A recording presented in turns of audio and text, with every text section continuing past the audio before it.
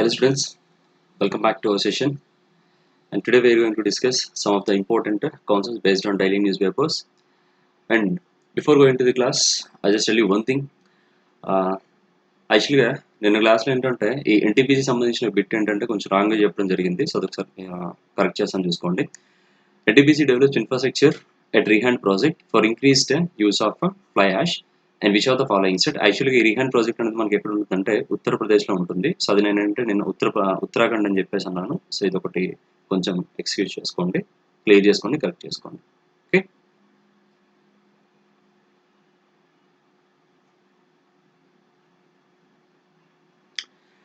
Fine. So who is appointed as the governor of Meghalaya. So మేఘాలయకి కొత్తగా appointed ఉన్న governor ఎవరు అని చెప్పేసి అంటే so the answer is Satyapal Malik. యాక్చువల్గా సత్యపాల్ మాలిక్ గారు ఏంటంటే ఆల్రెడీ మనకి ఇదివరకు అయితే కనుక గోవా స్టేట్ ఉంది కదా, సో గోవా స్టేట్కి ఏంటంటే ఈయన గవర్నర్గా ఉండేవారు అనమాట. సో ఇప్పుడు ఈ గోవా స్టేట్ నుంచి ఏంటంటే ఈయన డైరెక్ట్గా ఏంటంటే మేఘాలయ స్టేట్కి ఏంటంటే అపాయింట్ అవ్వడం అనేది జరిగింది. సో అయితే ఈయన ఎవరి ప్లేస్లో అపాయింట్ అవుతున్నారంటే మనకి తథాగత్ రాయ్ ప్లేస్లో అపాయింట్మెంట్ అవుతున్నారండి. ఓకే అండి, right. Who succeed in the place of Tathagat Roy.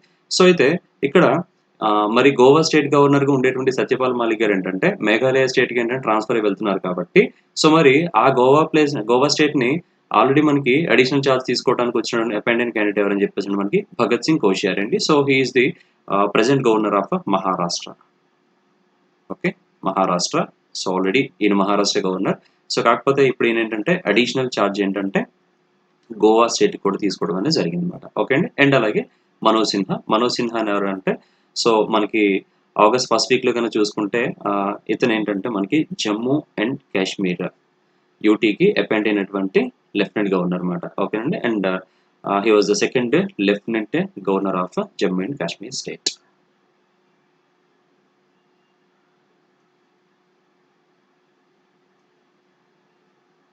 Next, who has been taken charge as the new vice president of Asian Development Bank. Asian Development Bank కి కొత్తగా అపాయింట్ అయినటువంటి ఆ వైస్ ప్రెసిడెంట్ ఎవరని చెప్పేసి అంటే so the answer is Ashok Lavasa. Okay అండి, right, Ashok Lavasa.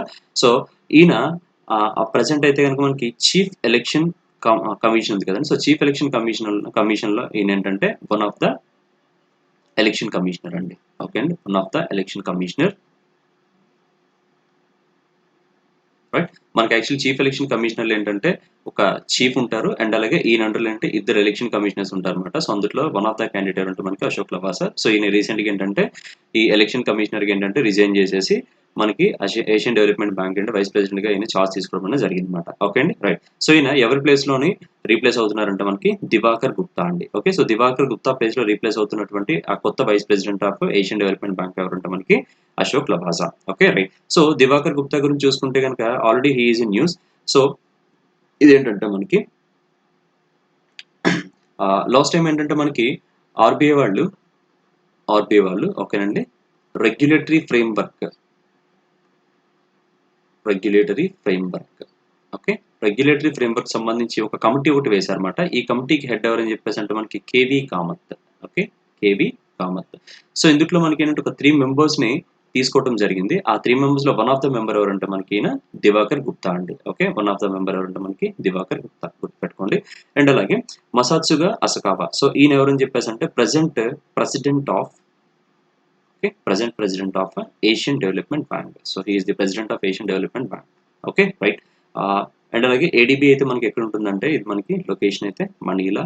So it is in Philippines. Okay, right, Philippines. And GP Garg. So ఈయన ఎవరని చెప్పేసి అంటే సెబీకి కొత్తగా అపాయింట్ అయినటువంటి న్యూ ఎగ్జిక్యూటివ్ డైరెక్టర్ అండి. Okay, he is the new executive director of SEBI, stock securities and exchange board of India. Okay అండి, right. So ఇది మనకైతే ముంబైలో ఉంటుంది. Okay, clear.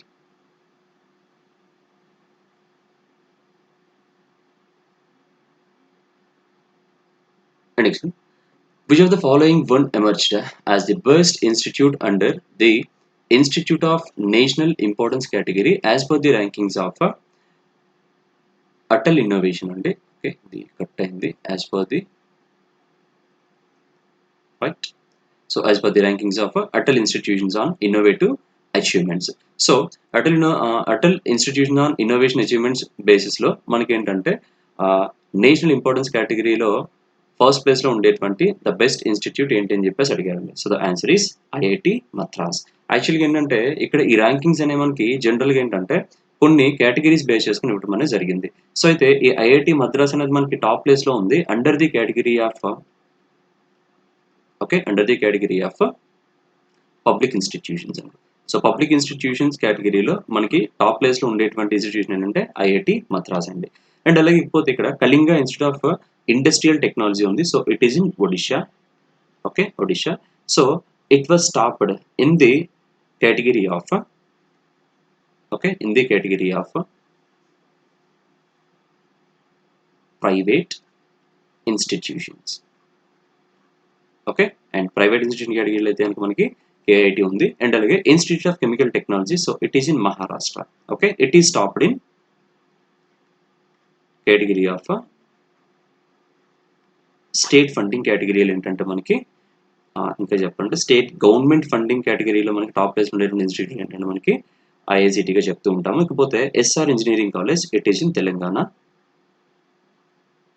Okay, Telangana. So ఇది ఏంటంటే మనకి సెల్ఫ్ ఫినాన్స్ కేటగిరీలో మనకి టాప్ ప్లేస్ ఉండేటువంటి కాలేజ్ ఏంటంటే ఎస్ఆర్ ఇంజనీరింగ్ కాలేజ్ అండి. Okay, right. సో వీటన్నిటిలో కూడా మనకి ఇంపార్టెంట్ అయింది ఏంటంటే మాత్రం సో పబ్లిక్ ఇన్స్టిట్యూషన్లో టాప్ ప్లేస్ ఉండేటువంటి ఆ ఇన్స్టిట్యూషన్ ఏంటంటే IIT Madras. Okay,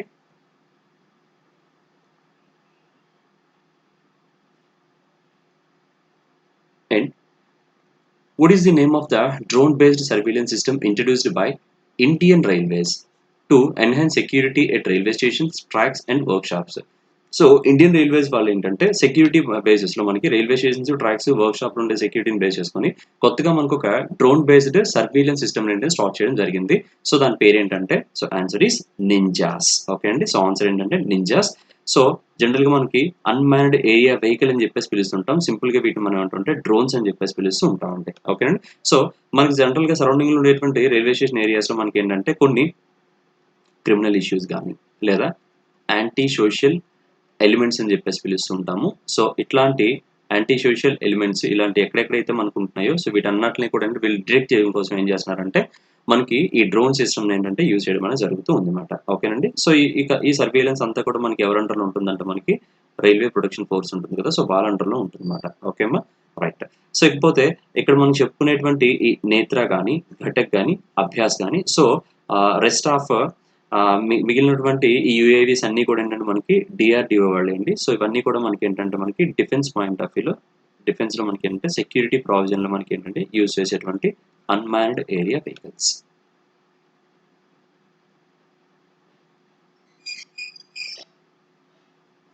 and next, PM Modi announced that Government of India is to unveil a new national cyber security policy 2020 soon.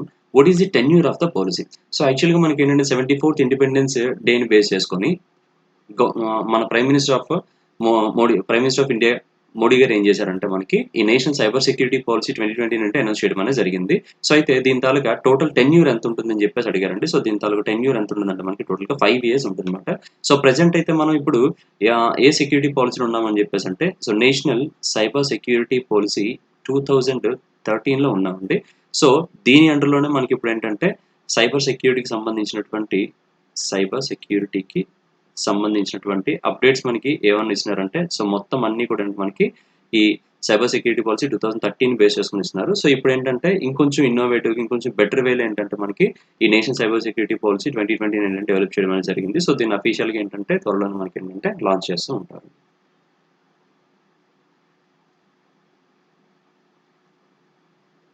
And what is the scheme was launched by Chhattisgarh government for the school students to study with the help of community in their localities and villages due to COVID-19. So COVID-19 issue వల్ల ఏంటంటే జనరల్గా ఇక్కడ Chhattisgarh government వాళ్ళు ఏంటంటే స్కూల్లో పిల్లలు చదువుకోవడం కోసం ఏంటంటే ఎక్కడ ఉండేవాళ్ళు అక్కడే చదువుకోవడం కోసం ఏం చేస్తున్నారంటే ఒక స్కీమ్ ఒకటి లాంచ్ చేశారండి. ఆ స్కీమ్ నేమ్ ఏంటని చెప్పేసి అడుగుతున్నారు. Okay, so the answer is ఏంటంటే ఇదండి. సో పాదాయ్ తుహార్ పారా. ఓకే, పాదాయ్ తుహార్ పారా. సో ఇది ఏం చేశారంటే ఏ ఏరియాలో స్టే చేసేటువంటి పిల్లలు అదే ఏరియాలో వాళ్ళని చదువుకోవడానికి వెసులుబాటు కలిగిస్తూ ఏంటంటే మనకి ఈ స్కీమ్ లాంచ్ చేయడం జరిగింది అనమాట. సో ఇకపోతే సెకండ్ వన్ ఏంటంటే బుల్తూకే బోల్. సో ఇది యాక్చువల్గా ఈ స్కీమ్ కూడా మనకి ఛత్తీస్గఢ్ గవర్నమెంట్ వాళ్ళే లాంచ్ చేశారండి. సో ఇది ఏంటంటే మనకి it's a bluetooth based program అండి. Okay, it's a bluetooth based program. So ఈ ప్రోగ్రామ్లో ఏం చేస్తారంటే జనరల్గా మనకి స్టడీ మెటీరియల్స్ ఉంటాయి కదా. సో స్టడీ మెటీరియల్స్ అని ఏంటంటే ఏం చేస్తారంటే జనరల్గా మనకి రిమోట్ ఏరియాస్లో ఉండేటువంటి పీపుల్కి వీళ్ళు ఏం చేస్తుంటే బ్లూటూత్ టెక్నాలజీ ద్వారా ఏం చేస్తుంటే స్టడీ మెటీరియల్స్ మనకు ఆఫర్ చేస్తూ ఉంటారు అనమాట. సో ఆ స్కీమ్ పేరు ఏంటంటే మనకి బుల్తుకి బోల్ అని చెప్పేసి పిలుస్తూ ఉంటాం అనమాట. ఇకపోతే థర్డ్ వన్ అంటే ముఖ్యమంత్రి స్లమ్ స్వస్థ యోజన. సో ఇది కూడా మనకి ఛత్తీస్గఢ్ గవర్నమెంట్ వాళ్ళు లాంచ్ చేశారంటే ఇక్కడ చూడండి మనకి స్వస్థ అని చెప్పేసి, స్వస్థ అంటే మీనింగ్ అంటే హెల్త్. ఓకే, స్వస్థ అంటే మీనింగ్ అంటే మనకి హెల్త్. సో హెల్త్కి సంబంధించినటువంటి కొన్ని సర్వీసెస్ అన్నట్లు కూడా ఇక్కడ ఏం చేస్తున్నారంటే ఛత్తీస్గఢ్ గవర్నమెంట్ వాళ్ళు డైరెక్ట్గా వాళ్ళు ఉండేటువంటి ఇంటి దగ్గరికి తీసుకొస్తూ ఉంటారన్నమాట. సో దీన్ని సింపుల్గా ఏమని పిలుస్తుంటే service at door steps.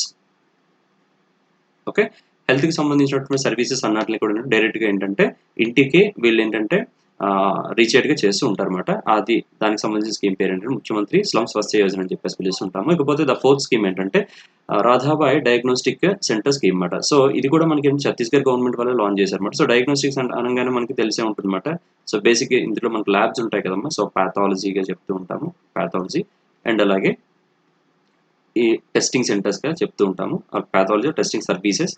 So జనరల్గా మనకి ఏంటంటే ఏమన్నా కొన్ని హెల్త్ ఇష్యూస్ ఏమైనా వస్తే కనుక మనం జనరల్గా ఏం చేస్తాము, సో బయటకు వెళ్ళి టెస్ట్ చేయించుకుంటూ ఉంటాం కదా. సో అలాంటి టెస్ట్లన్నీ కూడా వీళ్ళు ఇక్కడ ఏం చేస్తారంటే మనకి కొంత కన్సెషనల్ రేట్కి ఏంటంటే వీళ్ళు ఆఫర్ చేస్తూ ఉంటారండి. ఓకే, కన్సెషనల్ రేట్స్కి ఏంటంటే వీళ్ళు ఆఫర్ చేయడం అనేది జరుగుతూ ఉంటుంది. సో అన్ని స్కీమ్స్ కూడా ఏంటి మనకి ఛత్తీస్గఢ్ గవర్నమెంట్ వాళ్ళే రీసెంట్గా లాంచ్ చేసినటువంటి స్కీమ్స్ అండి. Okay,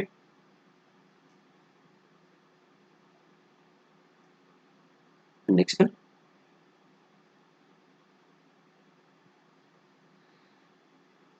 what is the India's first bullion index?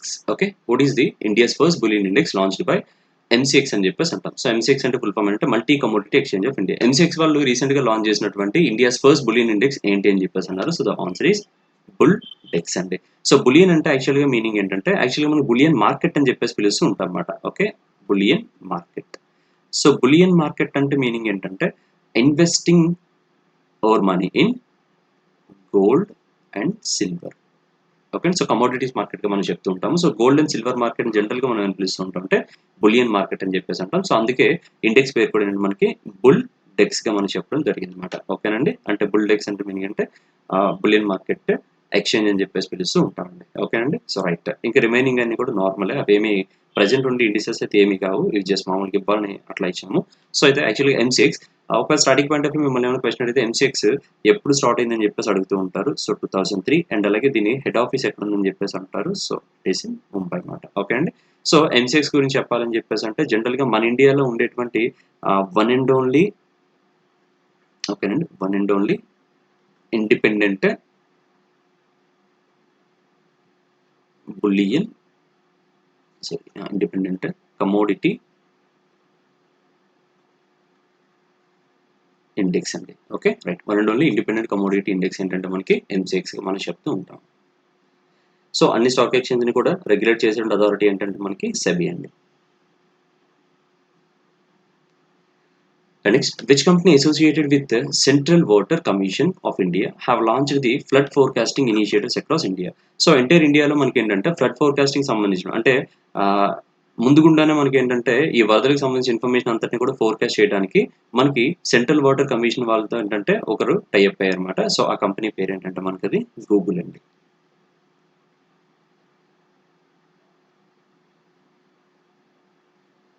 And what is the deadline fixed by the finance ministry is working to expedite this sale of stakes in 4 state-owned banks?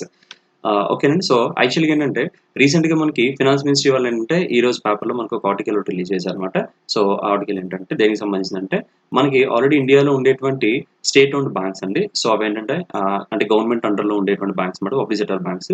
So అవి ఏంటంటే bank of Maharashtra, Punjab Sindh bank and అలాగే UCO bank అనమాట. So ఈ 3 బ్యాంకులు and అలాగే ఇదివరకు అయితే కనుక IDBI కూడా మన గవర్నమెంట్ అండర్ ఉండేది. బట్ ఏంటంటే లాస్ట్ ఇయర్లో అది మనకి ఏంటంటే ప్రైవేటైజ్ చేయడం అనేది జరిగింది. సో ఓవరాల్గా ఈ 4 బ్యాంక్స్లో కూడా కంప్లీట్గా గవర్నమెంట్ ఆఫ్ ఇండియా వాళ్ళు ఏం చేస్తున్నారంటే వాళ్ళకు ఉండేటువంటి షేర్ ఎత్తైతే ఉందో మొత్తం అంతా కూడా అమ్మేద్దాం అని చెప్పేసి ప్లాన్ చేసుకున్నారు. సో అయితే ఈ ప్రపోజల్ అనేది ఏ డేట్ కల్లా వీళ్ళు క్లియర్ చేద్దాం అని చెప్పేసి అనుకుంటారంటే సో మార్చి 2021 అనమాట. ఓకేనండి, సో యాక్చువల్గా ఏదన్నా మనకి పబ్లిక్ సెక్టర్ అండర్‌టేకింగ్స్‌లో ఉండేటువంటి గవర్నమెంట్ ఆఫ్ ఇండియా షేర్‌ని అమ్మేయటాన్ని ఏమని పిలుస్తామంటే మనం డిస్ఇన్వెస్ట్‌మెంట్ అని చెప్పేసి పిలుస్తూ ఉంటారండి. Okay.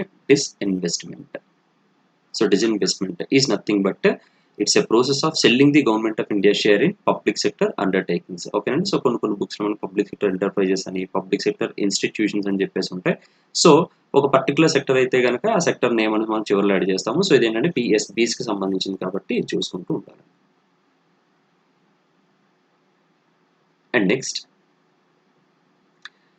Full spectrum India's was 1970-2020. So ఈ బుక్‌ని లాంచ్ చేసినటువంటి ఈ బుక్ తాలూకా ఆథర్ ఎవరంటే గనక రాసినటువంటి ఆ క్యాండిడేట్ ఎవరని చెప్పేసి అంటే మనకి సో అర్జున్ సుబ్రహ్మణ్యం అండి. సో ఇక్కడ ఇచ్చినటువంటి రిమైనింగ్ పీపుల్ అందరూ కూడా ఏంటంటే ఇదివరకు ఆల్రెడీ మన ఇండియాలో వారికి సంబంధించినటువంటి చాలా బుక్స్ అనేవి రాసినటువంటి క్యాండిడేట్సేనండి.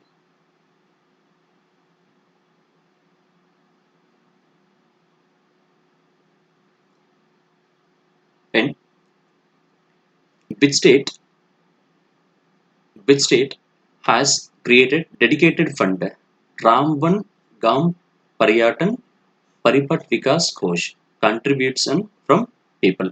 సో రీసెంట్గా ఏ స్టేట్ గవర్నమెంట్ వాళ్ళు పబ్లిక్ దగ్గర నుంచి మనీని తీసుకొని సో దాన్ని రామ్ వన్ గామన్ పర్యాటన్ పరిపద్ వికాస్ కోష్ అనేటువంటి ఫండ్ని క్రియేట్ చేశారని చెప్పేసి అడుగుతున్నాడు అనమాట. సో ఆ స్టేట్ నేమ్ ఏంటంటే మనకి ఛత్తీస్గఢ్ అండి. ఓకేనండి. సో ఛత్తీస్గఢ్. సో ఇందులోనే మనకి ఏంటంటే ఒక చిన్న హింట్ ఉంటుంది చూడండి. రామ్ వన్. ఓకేనండి. So Ram one Gaman. So యాక్చువల్గా ఇది దేనికి సంబంధించిందంటే జనరల్‌గా మనకి ఛత్తీస్‌గఢ్‌లో రాంబన్ గమన్ అని చెప్పేసి మనకొక టూరిజం పాయింట్ ఆఫ్ వ్యూలో ఒక సర్క్యూట్ ఒకటుంటుందండి. So it's a tourism circuit. ఓకేనండి. Tourism circuit. సో ఈ స్టేట్‌లో టూరిజంని ప్రమోట్ చేయడం కోసం వీళ్ళు ఏం చేశారంటే రాంబన్ గమన్ అనే పేరు మీదకి ఏంటంటే మనకి పర్యాటన్. సో పర్యాటన్ మీన్స్ ఏంటంటే విచ్ ఇండికేట్స్ టూరిజం అండి. ఓకేనండి. రైట్. సో ఇదొక టూరిజం సర్క్యూట్‌కి సంబంధించినటువంటి ఒక ఫండ్ మాట. ఆ స్టేట్ గవర్నమెంట్ వాళ్ళు ఏంటంటే ఆ స్టేట్‌లో టూరిజంని డెవలప్ చేయడం కోసం ఏంటంటే ఈ ఫండ్ అనేది మనకి క్రియేట్ చేయడం అనేది జరిగిందండి. అండ్ అలాగే ఛత్తీస్గఢ్ పాయింట్ ఆఫ్ వ్యూ మీకు ఏమన్నా స్టాటిక్ పాయింట్లో ఏమైనా క్వశ్చన్స్ అడిగితే కనుక ఛత్తీస్గఢ్ సీఎం అడుగుతారు. సో సీఎం అయితే కనుక మనం భూపేష్ బఘేల్ అని చెప్పేసి పిలుస్తాము. అండ్ అలాగే గవర్నర్ అయితే కనుక అన్సూయ ఇకే అండి. And Andhra Pradesh government Andhra Pradesh government tied up with retail payment body NPCI. Okay అండి. So national payments corporation of India and which bank to set up UPI payment facilities for over 15,000 village secretaries and wards. So already మన AP government గురించి చూసుకుంటే కనుక AP గవర్నమెంట్లో మనకి ఏంటంటే ఈ గ్రామ సచివాలయాలు అలాగే గ్రామ వార్డ్స్ అని చెప్పేసి పిలుస్తుంటాం. విలేజ్ సెక్రటరీస్ అండ్ వార్డ్స్ అని చెప్పేసి పిలుస్తాము. సో ఇందులో ఓవరాల్గా 15,000 సంబంధించినటువంటి పేమెంట్స్ అన్ని కూడా యూపీఐ బేస్డ్ పేమెంట్స్ చేయడం కోసం ఏంటంటే మనకి ఈ ఆంధ్రప్రదేశ్ గవర్నమెంట్ వాళ్ళు ఒక ఆర్గనైజేషన్‌తో టై అప్ చేసుకున్నారన్నమాట. ఓకేనండి. సో ఆర్గనైజేషన్ అంటే ఎన్‌పీసీఐ అన్నమాట. సో అయితే బ్యాంకింగ్ ఫెసిలిటీస్ ఆఫర్ చేయడం కోసం మనకి ఇక్కడ ఒక బ్యాంక్ కూడా కావాలి కాబట్టి ఆ బ్యాంక్ ఏంటని చెప్పేసి అడుగుతూ వచ్చారండి. ఓకేనా. సో ఆ బ్యాంక్ ఏంటంటే మనకి కెనరా బ్యాంక్ అన్నమాట. ఓకే అండి. So I'm repeating again question గుర్తుపెట్టుకోండి. ఏపీ స్టేట్‌లో ఉండేటువంటి 15,000 విలేజ్ సెక్రటేరియట్స్ అండ్ అలాగే వార్డ్స్‌లో యూపీఐ బేస్డ్ పేమెంట్ చేయడం కోసము వీళ్ళేంటంటే ఎన్‌పీసీఐ అండ్ అలాగే కెనరా బ్యాంక్ వాళ్ళతో ఏంటంటే టై అప్స్ అని చేసుకున్నారు. సో అయితే మీకు స్టాటిక్ పాయింట్ ఆఫ్ వ్యూలో క్వెషన్స్ అని అడుగుతూ ఉంటారు. సో ఇది ఒకసారి గుర్తుపెట్టుకోండి. సో ఎన్‌పీసీఐ ఫుల్ ఫార్మ్ అడుగుతూ ఉంటారండి. ఓకేనండి. సో ఎన్‌పీసీఐ ఫుల్ ఫార్మ్ అడుగుతూ ఉంటారు. సో ఎన్‌పీసీఐ ఫుల్ ఫార్మ్ ఏంటంటే national payments corporation of India అంటాము. సో మన ఇండియాలో జనరల్‌గా మనం యూజ్ చేసేటువంటి ఏ రిటైల్ పేమెంట్స్ అయినా సరే మొత్తం అన్నీ కూడా మనకి అంటే ఎన్‌పీసీఐ అండర్‌లోనే మనకు జరుగుతూ ఉంటాయండి. ఓకేనా. సో రిటైల్ పేమెంట్స్ సంబంధించినటువంటి సిస్టమ్స్ అన్నిటిని కూడా ఏంటంటే మనకి ఆ సర్వీస్‌ని ప్రొవైడ్ చేసేటువంటి ఆర్గనైజేషన్ ఏంటంటే ఎన్‌పీసీఐ. సో ఇది మనకి ఎక్కడ ఉంటుందంటే మనకి ముంబైలో ఉంటుందన్నమాట. ఓకేనా. So some of the services చెప్పాలంటే మీరు యూపీఐ యూజ్ చేస్తూ ఉంటారు. అట్లాగే భీమ్ అని చెప్పేసి పిలుస్తాము.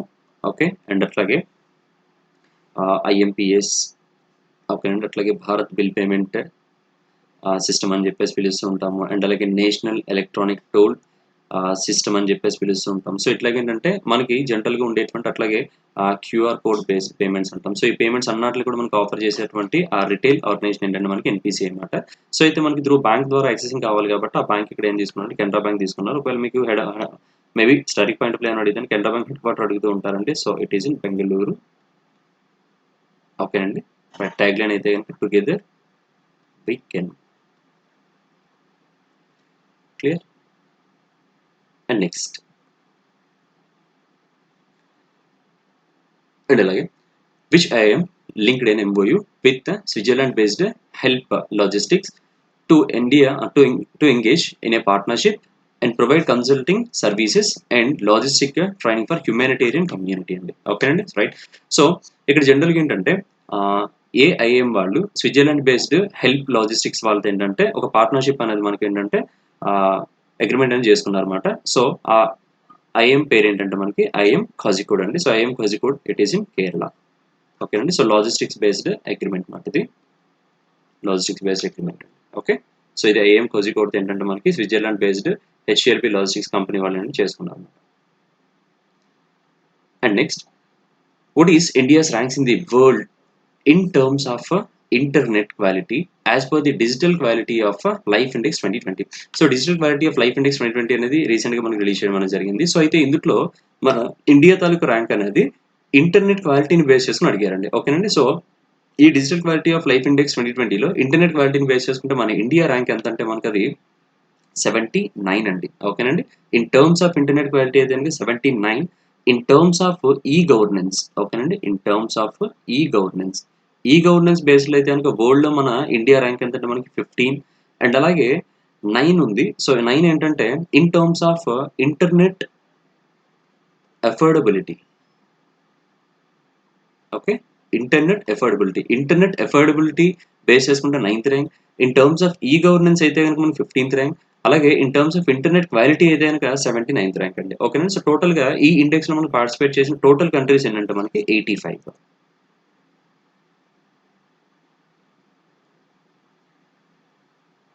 And which actress memoir the beauty of living twice to release in March 2020. ఓకేనండి. సో ఏ యాక్టర్స్ని బేస్ చేసుకుని the beauty of living twice అనేటువంటి బుక్ అనేది మనకి మార్చ్ 2021లో రిలీజ్ అవబోతుందని చెప్పేసి అడిగారండి. సో తిన ఒక హాలీవుడ్ యాక్టర్స్ అండి. సో దాని పేరు ఏంటంటే షారోన్ స్టోన్.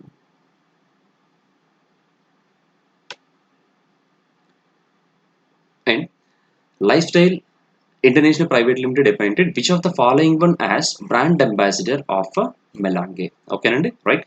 సో మెలాంగే ఇది ఒక దుబాయ్ బేస్డ్ కంపెనీ అండి. సో ఈ కంపెనీకి life style international private limited వాళ్ళంటే ఒక బ్రాండ్ అంబాసిడర్ రీసెంట్గా అపాయింట్ చేయడం జరిగింది. సో తను ఎవరని చెప్పేసి అంటే సో దీపికా పడుకునే అండి. ఓకే అండి, రైట్. సో ఇది ఇక్కడ షాజాన్ ముజీబ్ ఉన్నారు. సో ఈయన ఎవరని చెప్పేసి అంటే మనకి రీసెంట్గా అలీఘర్ మున్సిపల్ కార్పొరేషన్కి స్వచ్ఛ భారత్ క్యాంపెయిన్కి అపాయింట్ అయినటువంటి బ్రాండ్ అంబాసిడర్ అండి ఆయన. ఓకేనండి, Aligarh municipal corporation Swachh Bharat క్యాంపెయిన్కి appoint అయిన బ్రాండ్ అంబాసిడర్. అండ్ అలాగే మాధురి దీక్షిత్ అయితే కనుక సో తిన ఓల్డ్ అండి. యాక్చువల్గా మనకి మా ప్రోగ్రామ్ అని చెప్పేసి ఒకటి ఉంటుందండి. సో ఇదేంటంటే బ్రెస్ట్ ఫీడింగ్ ప్రోగ్రామ్ అండి. ఓకేనండి, బ్రెస్ట్ ఫీడింగ్ ప్రోగ్రామ్ ఉంటుంది. ఈ బ్రెస్ట్ ఫీడింగ్ ప్రోగ్రామ్కి ఏంటంటే బ్రాండ్ అంబాసిడర్గా మనకి ఎవరిని అపాయింట్ చేసినట్టు మాధురి దీక్షిత్ని అపాయింట్ చేయడం అనేది జరిగిందండి. Okay. And who has recently own Spanish gold tricks. ఓకేనండి, రైట్. సో మనకి జనరల్గా F1 రేసెస్ జరుగుతుంటాయి కదా, ఫార్ములా 1 రేసెస్ జరుగుతుంటాయి. ఈ ఫార్ములా 1 రేస్ సంబంధించినటువంటి అప్డేట్ అండి ఇది. స్పానిష్ గ్రాండ్ ప్రిక్స్ అనేది రీసెంట్గా విన్ అయినటువంటి ఆ క్యాండిడేట్ ఎవరని చెప్పేసి అంటే లూయిస్ హామిల్టన్ అండి. ఓకే, లూయిస్ హామిల్టన్ అండి.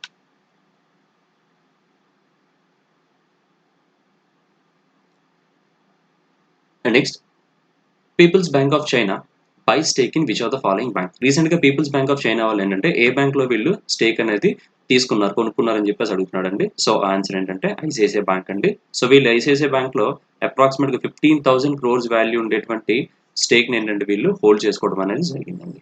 ఓకేనండి. So people's bank of China అనేది it is a central bank of China అండి. Okay, central bank of China.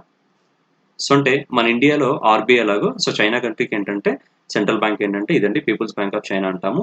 So అయితే ఇంకొంచెం ఎర్లియర్గా చూసుకుంటే కనుక ఇదే పీపుల్స్ బ్యాంక్ ఆఫ్ చైనా వాళ్ళు ఆల్రెడీ ఇదివరకు అయితే మనకి హెచ్డిఎఫ్సి బ్యాంక్లో కూడా కొంతవరకు షేర్ అనేది తీసుకున్నారు.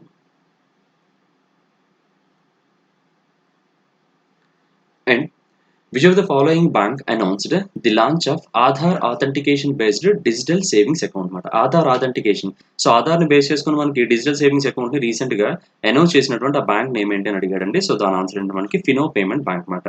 ఓకే అండి, so Fino payment bank. So వీళ్ళు ఏంటంటే రీసెంట్గా మనకు డిజిటల్ సేవింగ్స్ అకౌంట్ ఏంటంటే ఆఫర్ చేయడం అనేది జరిగిందండి. ఓకేనండి. Right. So Fino payment bank అనేది మనకి దీని హెడ్ ఆఫీస్ అయితే మనకి ఎక్కడ ఉంటుందంటే మనకి it is in Mumbai. Okay. And అలాగే ఎయిర్టెల్ పేమెంట్ బ్యాంక్ అయితే కనుక మనకి New Delhi. So India's first payment బ్యాంక్గా మనం ఎయిర్టెల్ పేమెంట్ బ్యాంక్ చెప్తూ ఉంటాము. అండ్ అలాగే జియో పేమెంట్ బ్యాంక్ అయితే కనుక మనకిది నవీ ముంబై. అండ్ అలాగే పేటిఎం పేమెంట్ బ్యాంక్, సో ఇదైతే మనకి గుర్గాన్లో ఉంటుందండి. ఓకేనండి. రైట్.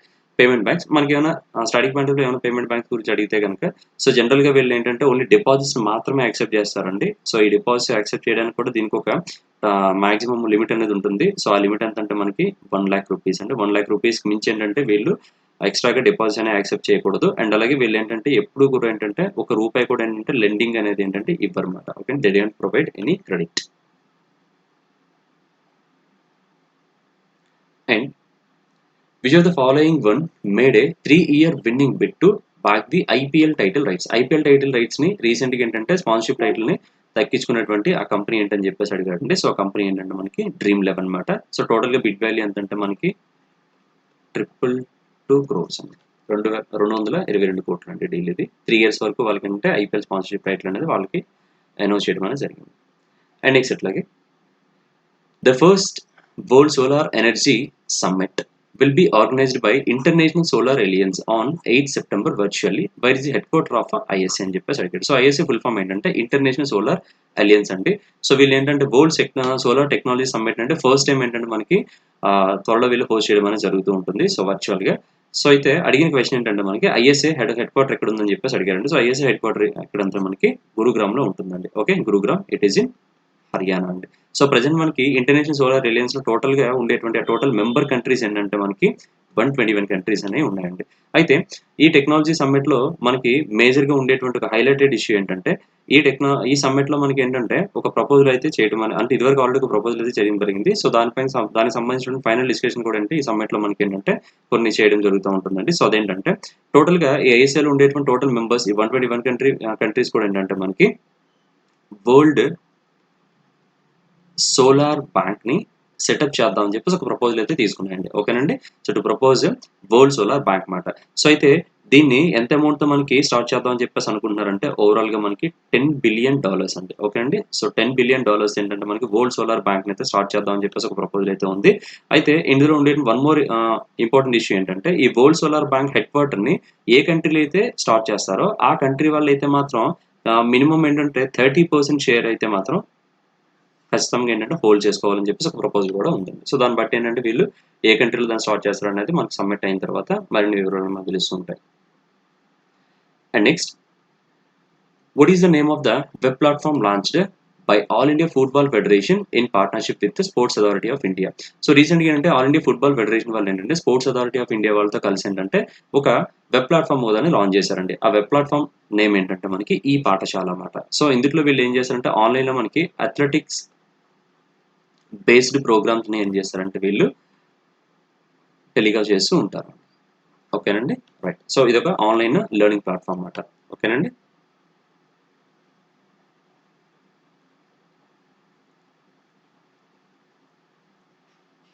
రైట్.